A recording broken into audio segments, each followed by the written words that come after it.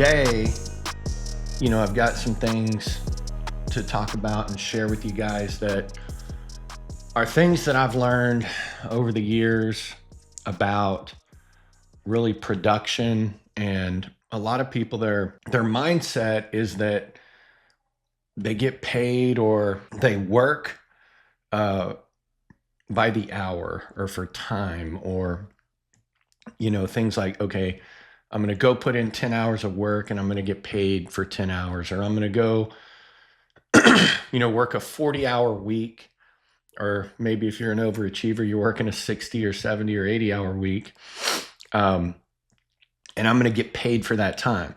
When really the world, the real world out there, as far as being an entrepreneur, really doesn't care about how much time you put in. What the world rewards is production. It rewards results. Okay. And so if you operate in the world of business, if you operate in the world of entrepreneurialism, then you've got to stop thinking about, okay, I put this much time in, so I should earn XYZ. You really have to kill that mindset, because that's a slave mindset. That's the mindset that they want you to be in. They want you in a mindset of, I go to work, I put 8 hours in from this time to this time, I clock in, I clock out, and now I'm going to get paid X amount of dollars for that amount of time. Well, if you always live that way and you think like that, you're never going to build wealth. You're never going to experience true financial independence. I mean, it is possible for some people that have jobs, that are W-2 employees, that, maybe you went to college for 10 or 12 years to become a doctor, a surgeon, some attorneys. But at the end of the day, either whether they're billing $1,000 an hour, like a really high-end New York City corporate attorney, or whether you're a surgeon and you're doing thoracic surgery with your hands, you're getting paid for that amount of time. So if you're that type of person and you live really frugally and you just save a lot and invest well, then yeah, over 20 or 30 years you can become financially independent. But really what I'm talking about is most of the rest of the world. You're never going to become financially independent, 99% of people, by just having a mindset of trading time for money. Because really what the world rewards is results. The world rewards production. Okay. The scoreboard is what I like to call it. Are you putting points on the board? Don't tell me about how much work you're doing or how hard you're working. Tell me about your results. Tell me about how many points are we scoring? Are we putting points on the board? And so when you start to shift into that mindset, you really start to break away from the matrix. You start to break away from the indoctrination of the elites. And, I call it the whole Rockefeller system. Everything changed in our world with the Industrial Revolution because the Rockefellers, the Vanderbilts, a lot of the elite ruling class, the wealthy in the Western world, they realized in the Industrial Revolution, we need workers, we need factory workers, we need grunt workers, okay? We need mules to do the work, to work for us so that we can make all this money in these factories and industries and things like that. So they really collaborated with a guy named Horace Mann. And you can do the research, you can Google this. Horace Mann designed what is today our public education system. And it was really about teaching people to get into this mindset and indoctrinating them. Okay, they even use bells in schools. And what's crazy is they still do this today. And here we are decades and decades past the Industrial Revolution and training factory workers, and we're still doing the same system of education today that they were doing 100 years ago. It's really ridiculous. But it's about creating a slave society and getting you to, a bell rings and you need to sit down and do your work. And then you need to ask permission to go to the bathroom. A bell rings and you go to lunch. Okay. and then, and so on and so on. And so if you're going to build wealth, you're going to experience financial independence. You have to break away from that type of thinking. And, because it's really about results. And so it's when I look at my work, when I look at building the companies that I've built, it really had nothing to do with my a set standard of work hours. Okay. It was, we're going to do the work until the job gets done, whether that's 6 o'clock at night, whether that's midnight, or whether that's 2 a.m. And, when you start to embrace that as an entrepreneur and say, I'm here to do the work until the work is done, the work that needs to get done today. Today matters. That's actually one of the things I'm going to share with you today. But but I'm going to start out as we get into this, because this has really been on my mind lately to share with people, that there's this concept that I learned from my business coach. And it's kind of interesting. Another one of my mentors that's a billionaire, he really embraces this, but it's called production before perfection. Okay, a lot of times people are not getting results, or you as an entrepreneur, you're not getting the wins, you're not putting points on the scoreboard, not because you're not willing to take action, not because you're not willing to do the work. It's because you're postponing the work. You're postponing taking the action because most of you have this belief system and you've got to kill it. If you want to win, you're going to have to kill this belief system that everything's got to be perfect before we take action. It's the biggest dream stealer. It's the biggest killer of success, is the belief that everything has to be perfect before I take action.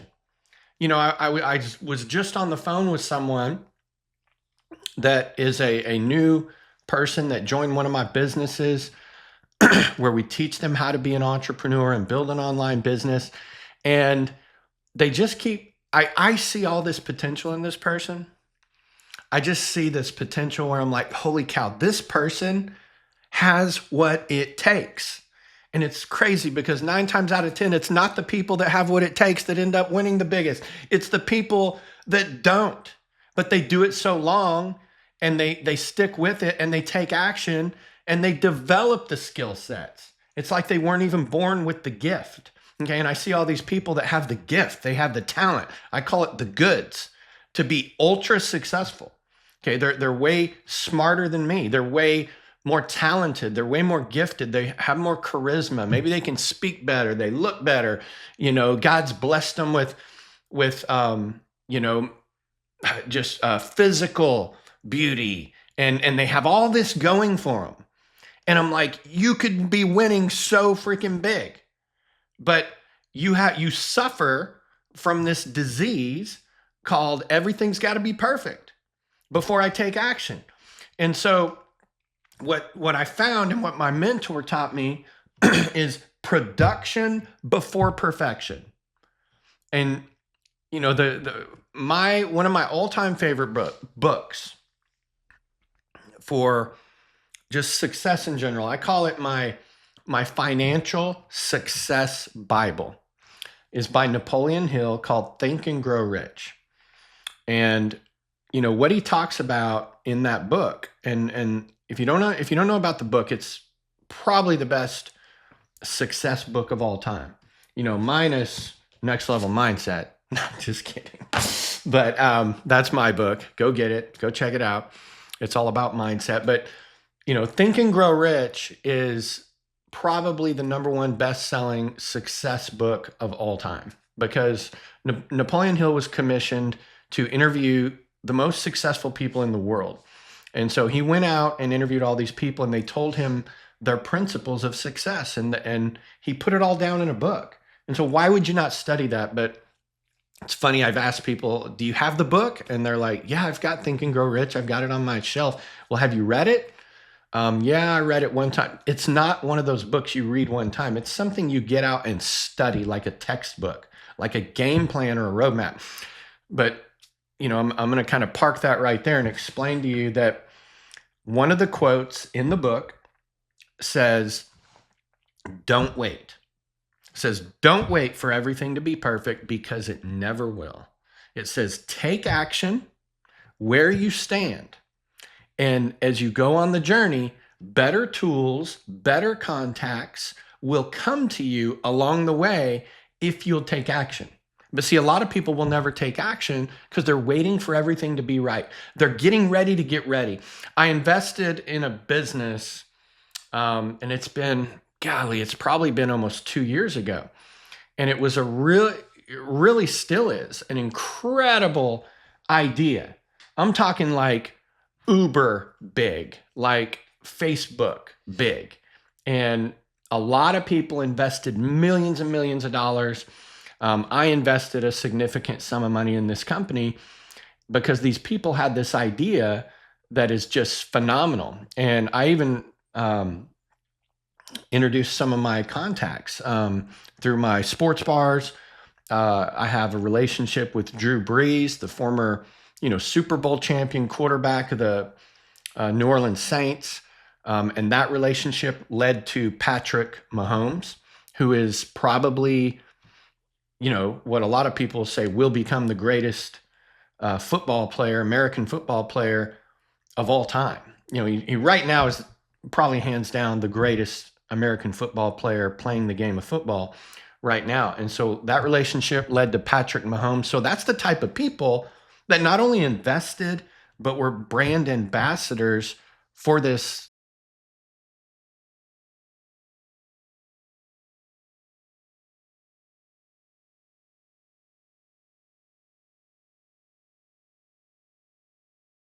They had all the right coders.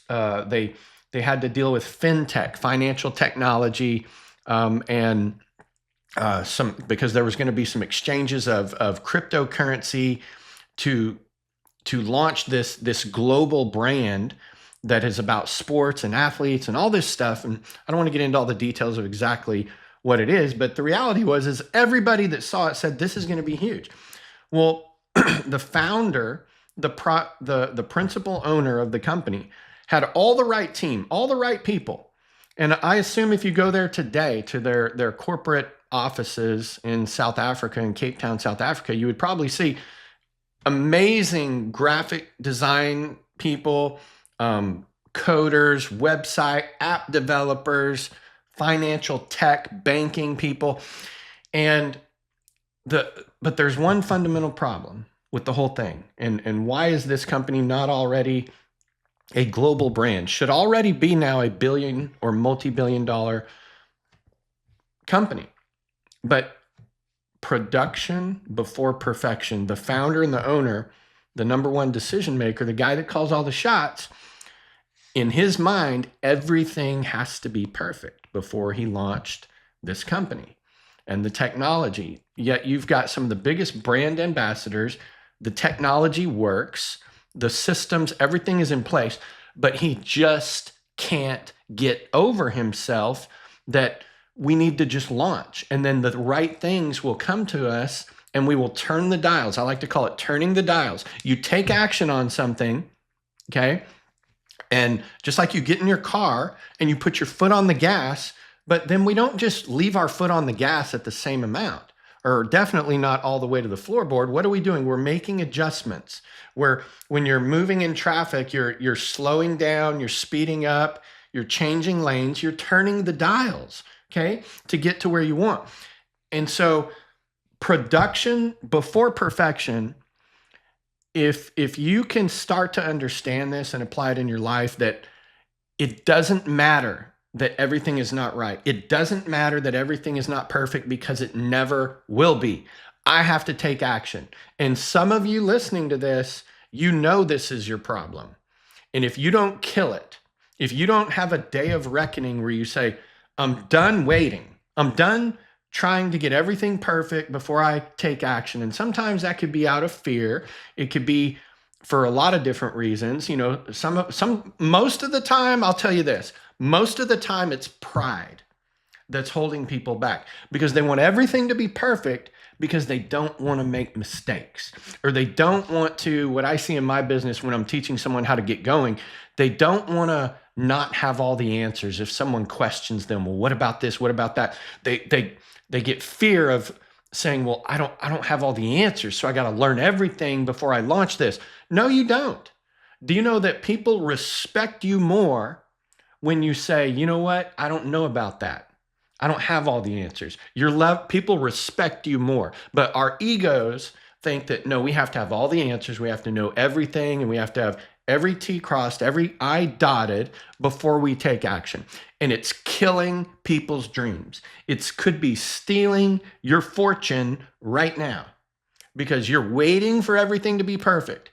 You know, we recently launched a product with our online business, and it really completely shifted a lot of the way that we do business. And it's what we call a tip of the spear product. It's, in fact, I have it right here. It's called Pure Cafe. It's a healthy coffee. Any of my listeners, if you know much about what I do, online business with health and wellness is one of my main businesses. Really, it's my main business that funded a lot of my other investments. But if you want a sample of this, I give away free samples. Just send us a message, send us your address. We'll send you a sample. But the coffee is such a tip of the spear product. It's a door opener for all these other health and wellness products that we market online. And it really fundamentally shifted our business. But once we got the product, we tried it. It comes from the other side of the world. We quickly realized this is big, and this needs to be our main product that we open the door with for relationships to sell them our other products. But it was getting ready to launch very quickly from the time that we first saw the brand, as those of us that are brand partners like me, the first time that we tasted it, tried it, felt it. And we only had a couple weeks before this thing launched. And so here's what we did. We immediately went to work on redoing our website, redoing our branding, graphics, colors, messaging, everything. I mean, we're talking a complete company overhaul so that we have, 50, 60 products, and we've got this new one being introduced that's going to be our number one thing we talk about and introduce people to. And so, but here's the thing. We didn't have time to make everything perfect. We said, we're going to make it as best as we can, as good as we can, and we're going to launch this thing. And you know what? It was successful. But guess what? Over the next week and the next week and the next week, we're tuning the dials. We're perfecting it as we go. That is what successful people do. If you look at Elon Musk, and if you know the story of Tesla, there was, it wasn't even 60 or 70 or 80% perfect. He says it was about 30 or 40% of the work, the thought of everything was done, but he knew we have to start. We have to take action, and we'll figure out a lot of things as we go. This is what successful people do, is you can start to adapt this mindset of production before perfection. I'm going to go produce, I'm going to take action, and then we will figure out the details on the way and we'll perfect them. And don't try to act like you have it all figured out. Be confident in whatever you're doing, but if you don't have all the answers, it's okay to say, I don't know, but I'll find out. Okay. So people will respect you for that. And there's a concept that really matches up with this of what I'm teaching today called the rule of 87.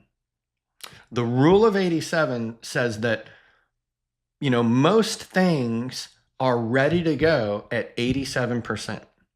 87% of completion or perfection is really most of the time what works, because a lot of times we can spend way too much time trying to make something perfect.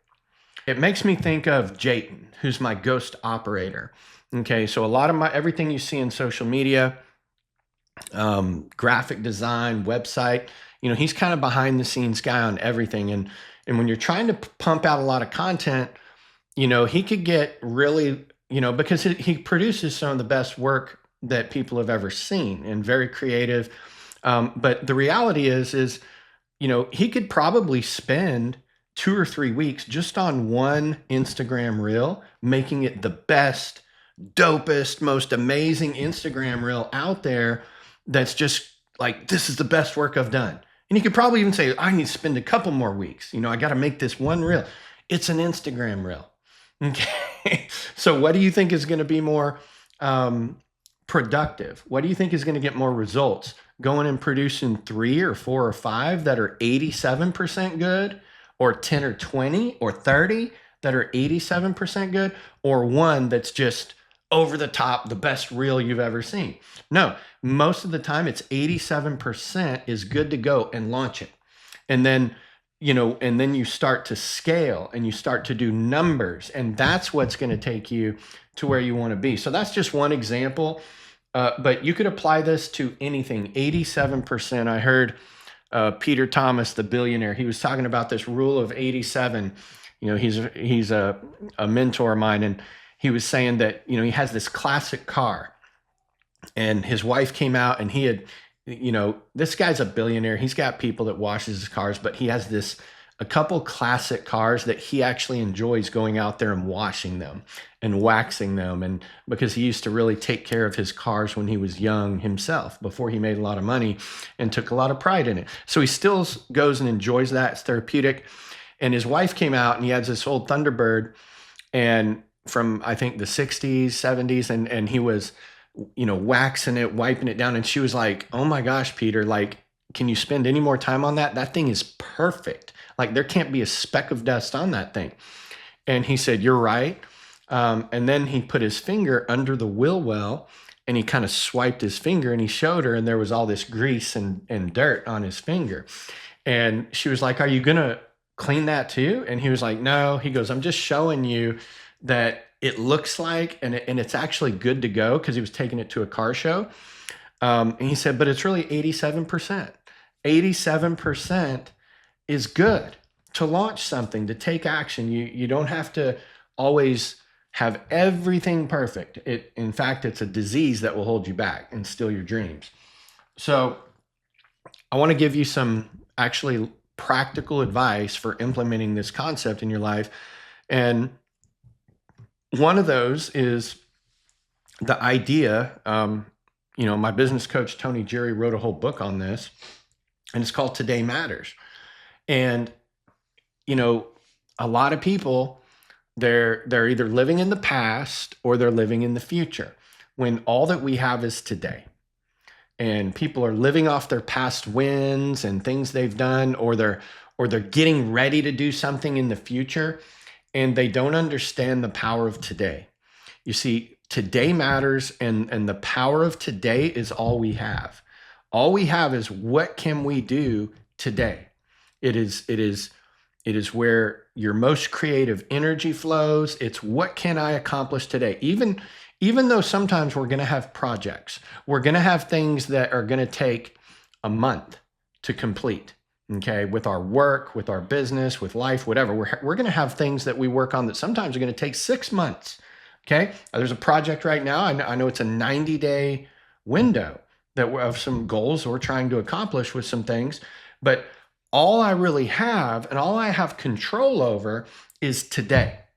And so if I don't have a list of, it's really the 6 is what research has found, is that there's, a productive, successful human being really can only do about 6 things in a day really well and get them done. But a lot of people don't even get 1 or 2 or 3 done, because they're so busy analyzing, standing here staring at the roots of the tree and analyzing it and planning to do this, planning to do that. Take action. So anything you're working on, whether it's a year-long goal, a week-long goal, it doesn't matter. What you have to do is say, based on where I'm trying to go, what I'm trying to accomplish, what are the 6 most important things that I can freaking do today and get them done? And if you wake up and operate that way every day, you're going to be blown away. by how much you actually accomplish. And I remember,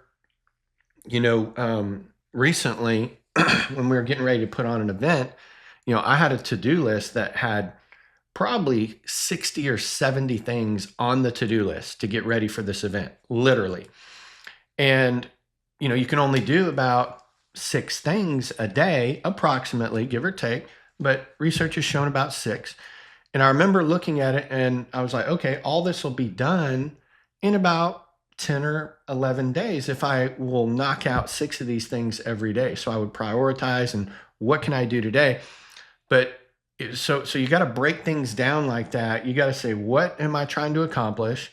What can I do today? And you got to get really good at writing these things down or putting them in your notes in your phone. And I just think that a lot of people would be winning not just twice as big as what they already are, but 10 times bigger if they really every single day were waking up with a list of the 6 most important things and knocking that out. And a phrase that my wife and I like to say is we learned this from, again, there's nothing new under the sun. Almost all the success principles that I've learned, it's either from years of experience or we learned it from someone else. Okay. But this was A.L. Williams. His name is Art Williams. He basically invented term life insurance. So if you have a term life insurance policy, he's the guy that invented it. He took a company from zero to $1 billion. He was a former high school coach. Okay. And he said, I don't like, this whole life insurance that's so expensive. I want to be able to get the average person to be able to afford life insurance. So they had whole life, they had universal life. And he said, what if you could do insurance where you buy it for a 10-year period or a 20-year period, and then it expires so that if you die in that period, it pays out, and we can make it affordable where it's, there's no cash value at the end of it. So he invented term life insurance. And his company was called A.L. Williams. That's after his name. He ended up selling it to Primerica. And he's a billionaire today. He's a billionaire. He lives in the Highlands, a little town in North Carolina in the mountains, beautiful. But Art Williams said this, and it's so profound and it's so simple. But see, isn't that how success is? He said, all you can do is all you can do, but all you can do is enough. And if you will play that in your mind when you get overwhelmed and you have a lot of things to do, you figure out what is the 6 most important things I can do today. And if you do that every day and you approach it with an attitude of all I can do is all I can do, but all I can do is enough. Okay. Then you're going to be amazed at how much you get done and how much production takes place versus just activity. So if you're a business person and you make sales calls or you have a presentation, okay, so a lot of people in business, they use videos or they use audio or they have a PowerPoint or they have a presentation. Okay. And this could be about that, or it could just be about your ability to communicate. And so they think and they believe that how good my presentation is, how good my video is, or how good my ability to speak is the most important thing about my success, when you're actually approaching it the wrong way. It's really not. Okay. I can point to lots of people that are wildly successful, that are multimillionaires, even billionaires, that some of you watching this have better presentation skills, better communication skills. You can pitch something way better than those people. But it's not about always the quality of that or the just how good you are at selling or presenting or things like that. That's not it at all. This goes back to this production before perfection idea. It's how many times are you doing it? Okay. It's a numbers game.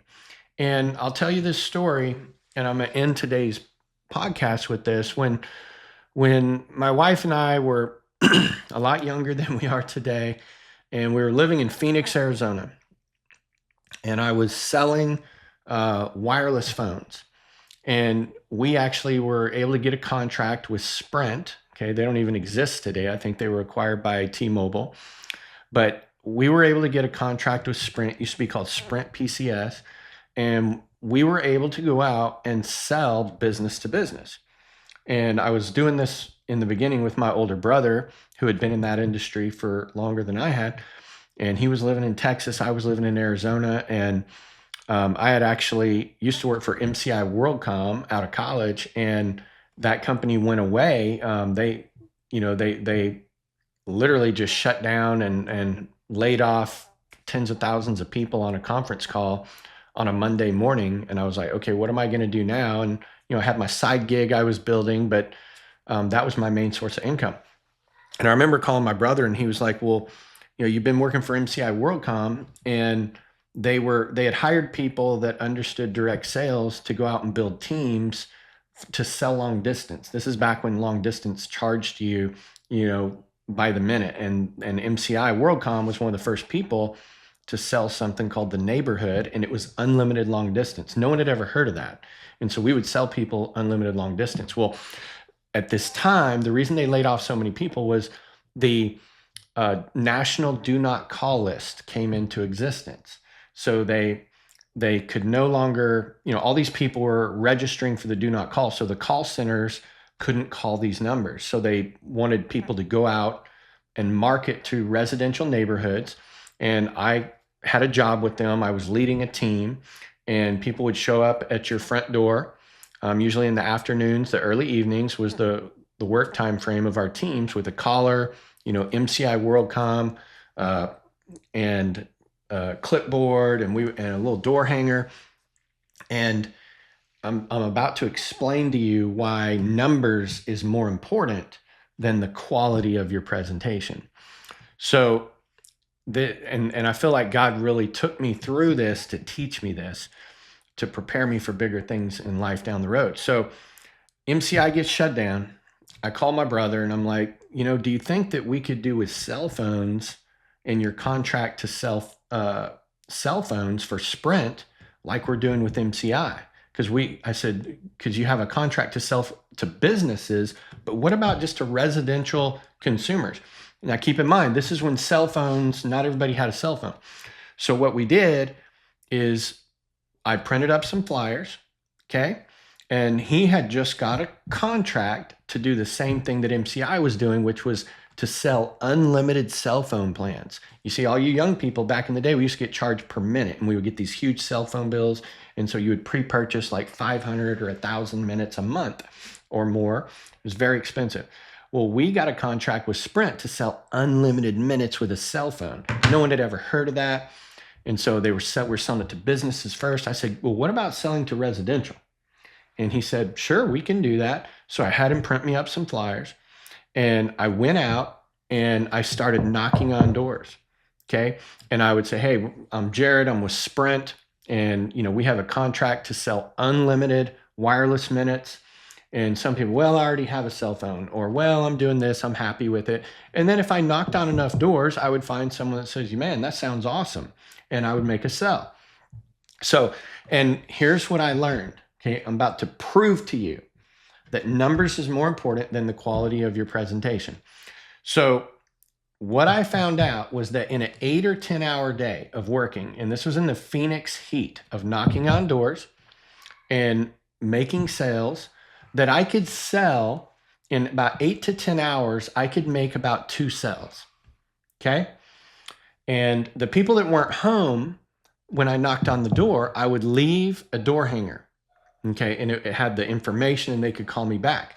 Here's what I started to notice after about 30 days, that once I had been doing this for about 30 days and I was leaving door hangers behind, people started to call.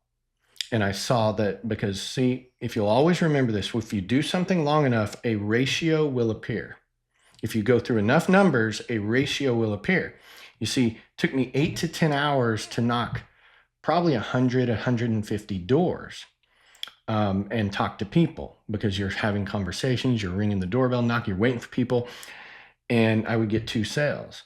Well, then what I started to realize was, for about every 200 to 250 flyers I put out, I would get one sale. I would have someone would call me back without me even pitching, just off the information on the brochure, the little door hanger. So guess what I realized? Well, what if I didn't knock the door? What if I didn't even present? How many door hangers could I hang in 8 or 10 hours? Well, it was more like 600, 700 that I could put out in any given day, and I would get 3 or more sales. So here's what happened is it really proved to me that numbers is more important than what your presentation is or the quality of your presentation. And a lot of times people, they're sitting here spending all this mental energy trying to make a better pitch, or is what I'm doing the best way to present, or do we need to change it? Do we need to do this? 99% of the time, no. You just need to talk to more people, and that is where you're going to see your wins.